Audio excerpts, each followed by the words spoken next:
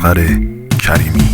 Hürmeli saçları mən hirəydim, girməli gizləri mən girəydim.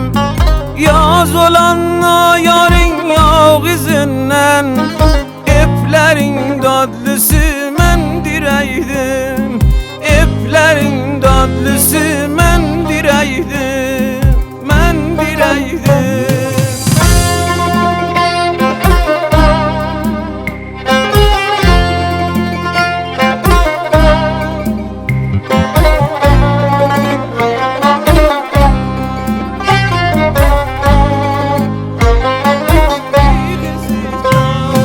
Gel güzel canım, gel güzel canım, gel güzelim. Aldı canımı kirpikin oku, bil güzelim. Eyle ağırlık sarı saçlardan, ince belden. Sen bilen tavrı bir kızı canım, izmele. Hürmeli saçları mən hirəydim, girməli gizləri mən girəydim.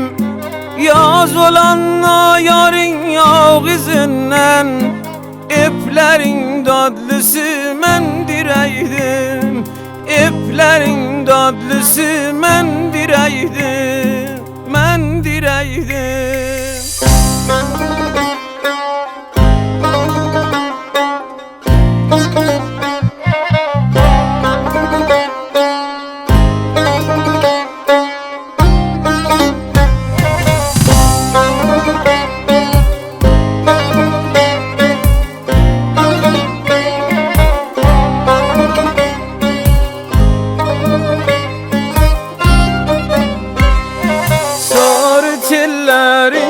Sen hiren çağı hay güzelim, efsiren teller men giren çağı hay bezelim.